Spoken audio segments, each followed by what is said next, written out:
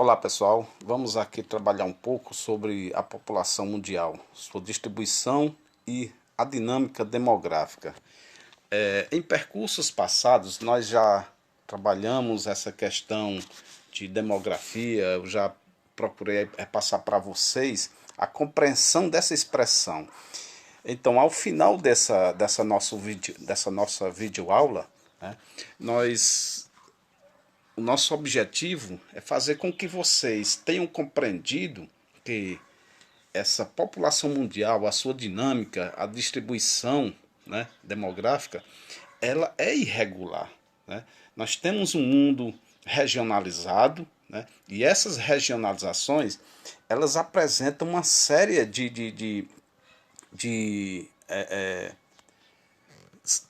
diferenças no que se diz respeito à população. Nós vamos ver alguns continentes superpopulosos, outros continentes nem tantos, né, como os seus países que os integram, né? E nós vamos compreender quais são as causas, né? O que provoca essas diferenças, por que alguns países têm um número tão baixo, né, no que se diz respeito à sua população, e outros, né, a população em crescente. O que provoca isso? Qual o fenômeno responsável? Então, é isso que a gente vai tentar apresentar aqui para vocês. Vamos dar início com esse subtema aqui que diz o seguinte: o crescimento da população mundial. Durante alguns períodos da história da humanidade, como a Idade Média, guerras e epidemias, né, eles foram os principais fatores da baixa taxa de crescimento demográfico. Desse modo, até o século XVIII, a população mundial cresceu em ritmo moderado. No século XIX, o aprimoramento das técnicas agrícolas contribuiu para o aumento da produção de alimentos e, consequentemente, para a redução da fome em muitos países. Como resultado, o ritmo de crescimento populacional tornou-se maior. No início do século XX, a Terra abrigava 1,7 bilhão de pessoas. Após a Segunda Guerra Mundial, descobertas na área da saúde, como vacinas e antibióticos, possibilitaram quedas acentuadas nas taxas de mortalidade das populações. Entretanto, principalmente nos países menos desenvolvidos, o declínio das taxas de mortalidade não foi acompanhado de reduções das taxas de natalidade, o que resultou em um aumento significativo do crescimento populacional mundial, fato que ficou conhecido como explosão demográfica. Na virada do século XXI, o mundo já contava mais de 6 bilhões de habitantes. Em 2017, a população mundial atingiu 7,5 bilhão de habitantes. De acordo com os estudos da ONU, nos últimos anos, o ritmo de crescimento da população mundial tem diminuído. Porém, estima-se que até 2050 ultrapassaremos a marca de 9,7 bilhões de habitantes. Então, pessoal, dá para a gente observar aí, o que a gente pode extrair dessa leitura, é que alguns fenômenos, né, foram responsáveis tanto pela redução do número da população mundial, como também, né, crescimento. Então nós vamos observar lá nos séculos passados, século XVIII, século XIX, né, nós tínhamos uma população muito reduzida, muito pequena. Né? No início do século XIX, nós tínhamos uma população em torno de 1 bilhão de habitantes no mundo. Né? E alguns fatores contribuíram para essa redução, que foi exatamente, né, alguns conflitos, né, a mortalidade, que nós não tínhamos uma medicina avançada, a tecnologia era muito rudimentar, ou seja, praticamente não existia isso. Né? Nós temos as epidemias, né? Alguns fatores limitaram esse crescimento. E como também as técnicas, né? Como já citei, os avanços da tecnologia não existiam naquele momento. Então as técnicas produtivas eram muito rudimentares. E aí refletia no crescimento populacional. Mas aí, né? No século XIX, o que é que a gente vai observar? Né? Um aprimoramento dessas técnicas produtivas que veio, né? Foi, na verdade, um reflexo da Revolução Industrial, né? Que modificou praticamente todos os hábitos, né? Da população no que se diz respeito à produção, tornou a população mais urbana, e isso refletiu no crescimento da população, certo? E aí, essa produção ela de alimentos, que se dá lá no início do século XX, né, ela vai atender à demanda de consumo dessa população, e aí, consequentemente, vai aumentando. E aí nós temos outros fatores, né? Após a Segunda Guerra Mundial, esse século XX, principalmente na segunda metade do século XX, a gente vai observar uma explosão demográfica, que é justamente alguns avanços, muitos avanços. Nós temos os anos 70, que foram marcados com o período da Revolução Técnico-Científica e Informacional, ou seja, os avanços na ciência, né, já se apresentavam, né, e esses avanços, né, que refletiu na medicina, na descoberta de medicamentos, né, de uma série de produtos que influenciaram no crescimento da população, ou seja, reduziram a mortalidade, aumentou a expectativa de vida da população. Então foram esses avanços que até hoje eles continuam, né? Então assim, a gente vai observar nos anos atuais, a partir dos anos 70 na verdade, do século XX, uma verdadeira explosão demográfica, ou seja, um supercrescimento. Então hoje, né, nós temos aproximadamente em torno de 7,5 bilhões de pessoas, de habitantes no mundo, o que significa dizer que há esse índice, indicador de crescimento, nós observamos de forma lenta. Nos últimos anos está de forma lenta, né? Mas é um crescimento positivo. O que a ideia é que lá para o ano 2050 nós tenhamos em torno de aproximadamente 10 bilhões de habitantes no mundo. E isso tem alguns problemas, né? Alguns problemas, porque nós vamos observar que esse crescimento de 10 bilhões de habitantes, ele vai dar de forma desigual no planeta, né? Principalmente aquelas regiões mais pobres, ou seja, os países subdesenvolvidos, é que vão apresentar taxas de crescimento maiores do que os subdesenvolvidos, né? E aí nós temos problemas alimentares, né? Problemas de não acessibilidade aos meios tecnológicos, né? O resultado da tecnologia, e tudo isso acarreta em problemas no que se diz respeito à expectativa de vida da população, a questão da mortalidade infantil. Então, assim, nós já observamos hoje, pessoal, que o crescimento é desigual, né, da população mundial. A gente observa alguns países que formam o continente europeu. Se nós formos relacionar com os países da África, do continente africano, a gente vai observar que esses países eles têm um controle de natalidade, eles apresentam um controle de natalidade, o que significa dizer que a sua taxa de crescimento, né, vegetativo é reduzido, né? Ou seja, a tendência cai, ou seja, vai caindo. Já em países do continente africano, da América, da própria América Central, né, de alguns países da Ásia, eles apresentam elevados indicadores, né, de crescimento, certo? De crescimento. Então, isso de certa forma nos causa preocupação, certo?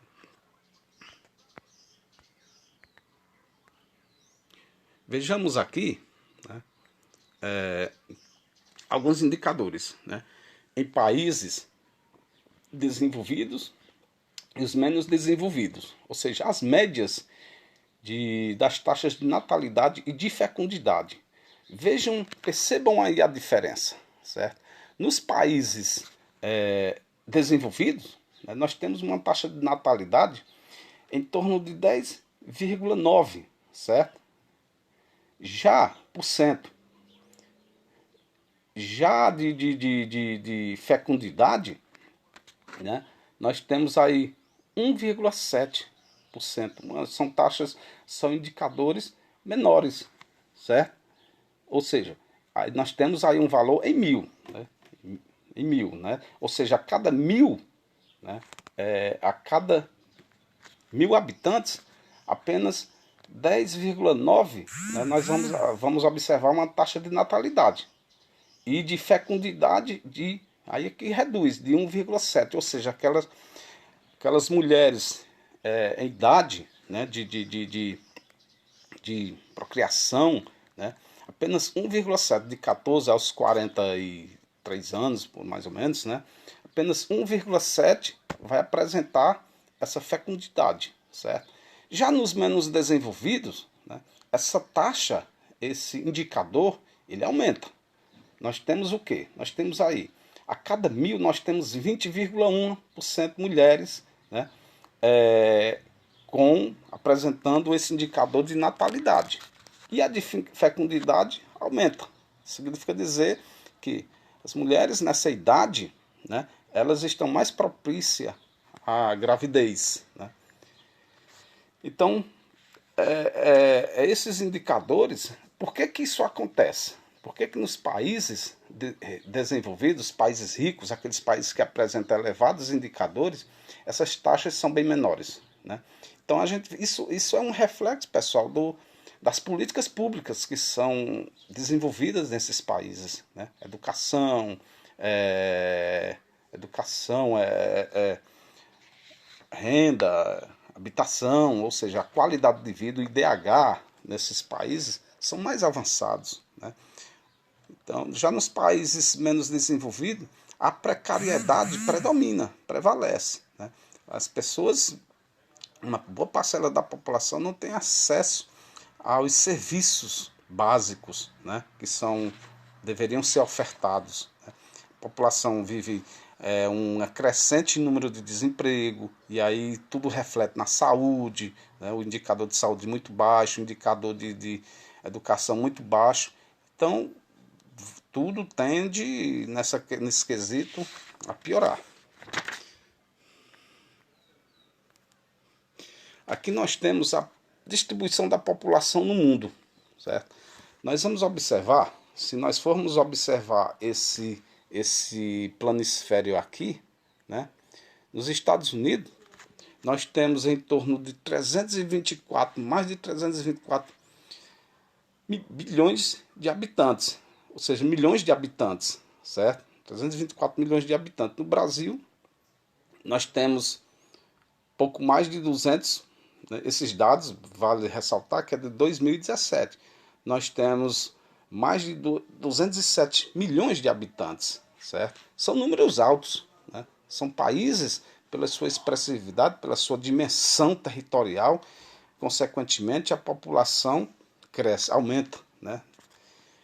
Na Europa, em todo o continente europeu, nós vamos ter em torno de 742 milhões de habitantes, certo? Na China, vejam só, a China, quase 1,5 bilhão de habitantes, certo? É uma população muito grande, certo?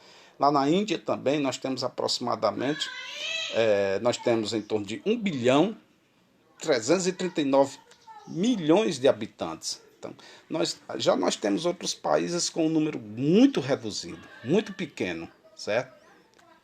Então vejamos aqui como é que está essa distribuição. A população humana distribui-se de forma desigual pelos continentes, países, regiões, sub-regiões ou áreas demográficas de cada país. A seguir veremos a distribuição populacional por meio da densidade demográfica e os fatores que influenciam no povoamento, que podem ser de ordem natural ou de ordem econômica. Então aí, pessoal, com essa observação que eu fiz a partir do planisfério, a gente já tem essa constatação de que essa distribuição é irregular, né? É muito diferente. Alguns países são superpopulosos, outros nem tanto, né? Outros apresentam uma população muito reduzida. O que é que a gente tira, o que é que a gente vai compreender? Que O continente asiático, nessa leitura bem rápida, que o continente asiático se destaca como o continente mais populoso, né? Em torno de 4,5 bilhões de habitantes, certo? Ou seja, 59,6% da população mundial. Como eu citei agora há pouco, China e Índia, esses países, né, são os mais populosos, né? E esses dois países, eles apresentam cerca de 60% da população asiática, só os dois, e 36% da população mundial. Vejamos aqui as densidades demográficas. Observe mais uma vez esse mapa, esse planisfério, né, que apresenta o que foi citado agora há pouco, né? Nós vamos observar, se você observar atentamente, as regiões que apresentam uma cor mais escura são as regiões mais populosas. E onde é que a gente vai identificar isso aí? No continente asiático, a China, principalmente, na Índia, né? Partes ali da Eurásia, né? Europa e Ásia, e aquela região oeste dos Estados Unidos, né? Ou seja, a região leste dos Estados Unidos, melhor dizendo, né? E aqui no Brasil nós vamos observar esse pontinho, né, aqui no eixo Rio-São Paulo. São as regiões super populosas, na verdade, né? Então, pessoal, repare que existem áreas muito povoadas, certo? Existem áreas muito povoadas ou de elevada densidade demográfica, né? Quando a gente diz povoada, há uma diferença que nós já estudamos lá atrás, a diferença entre região povoada e populosa, né? Às vezes, por exemplo, o Brasil é um país populoso, mas ele não é bem povoado. Até nessa mesma observação que a gente faz aqui no mapa, a gente vai identificar a região mais escurinha, essa região na área de litorânea. O restante do Brasil está na cor mais fraquinha, né? Então significa dizer que o povoamento se deu nessa faixa litorânea. A região central ela é descoberta, né? O povoamento é muito reduzido. Então o que significa dizer que nós temos um país populoso, porém não povoado, não bem povoado. Isso aí ela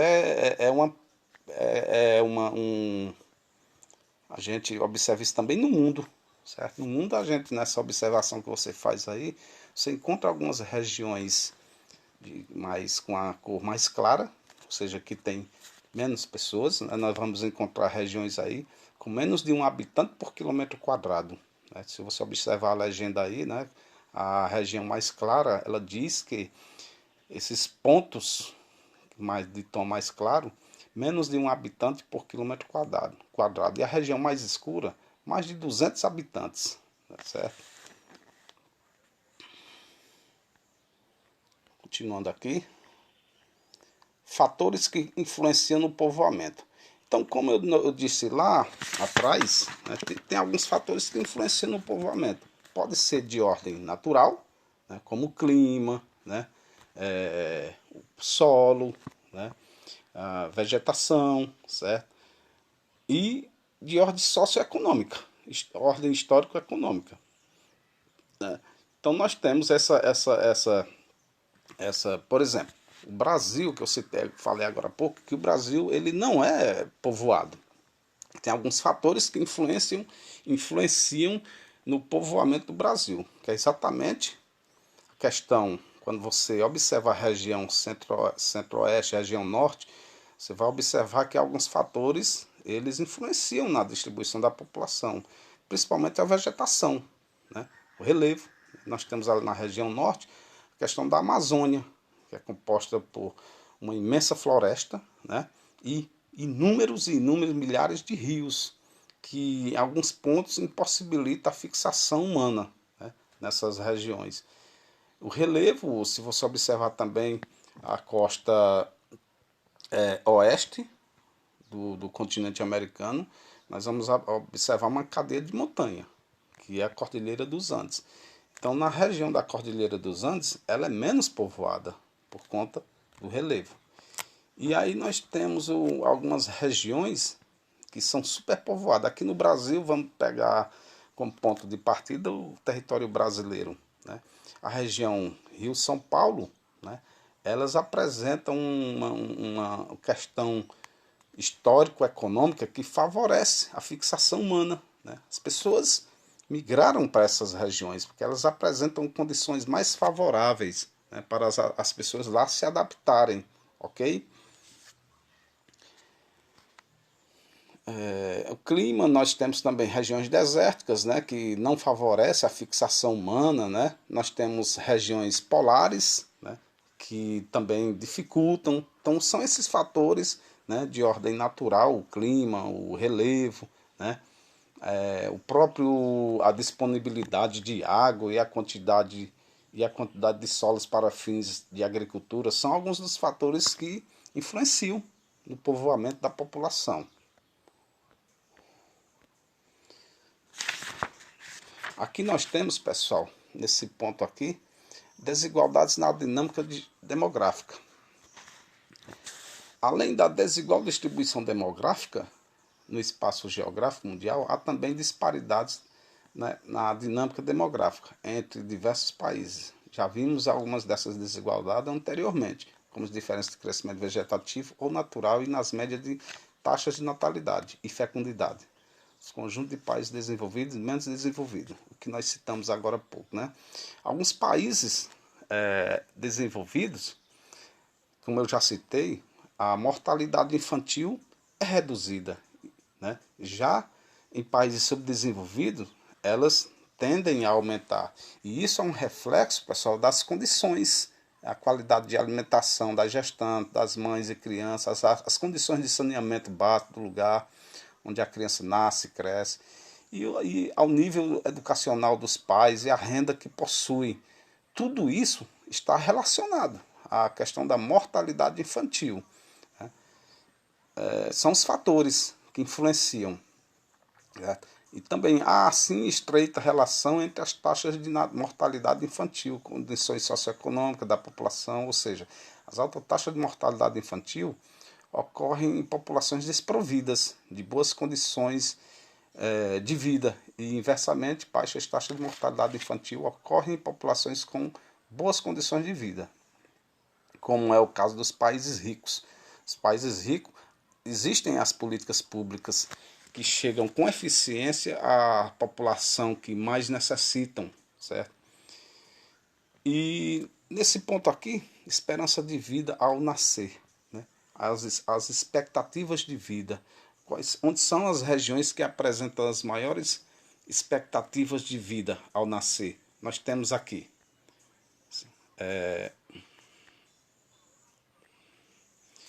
denominada também de expectativa de vida média ao nascer, expressa a duração prevista para a vida de um recém-nascido, caso a taxa de mortalidade do momento em que ele nasceu permaneça a mesma ou constante. Nós temos aí algumas regiões no mundo, né? Se você observar as cores mais fortes, são aquelas regiões onde a taxa de mortalidade infantil por 1000, né, são maiores, certo? Então nós temos aí o caso de alguns países do continente africano, né, onde a taxa, esses indicadores são elevados, certo? E nós temos o Brasil aí em escala intermediária, né, de 7 a 14 crianças por 1000, né, morrem, né, ao ano. E nós temos ali os Estados Unidos, a Austrália, alguns países da Europa, com a cor bem amarela. Esses países apresentam indicadores positivos, né, onde nós temos aí menos de 7 crianças em 1000 que morrem, né? Então, assim, a esperança de vida ao nascer nos países também se dá de forma desigual.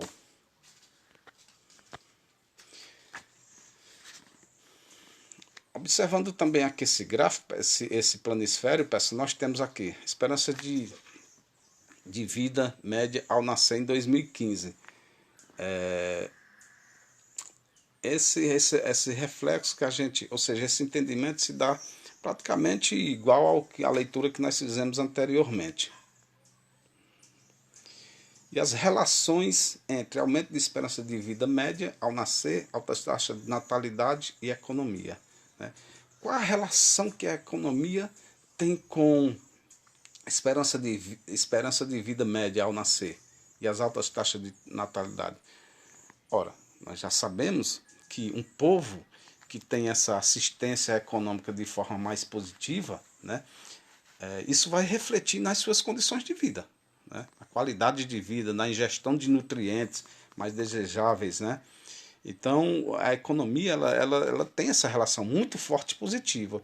Significa dizer que uma família que não tem acesso a um poder aquisitivo de forma satisfatória, né, certamente vai enfrentar problemas nutricional, né?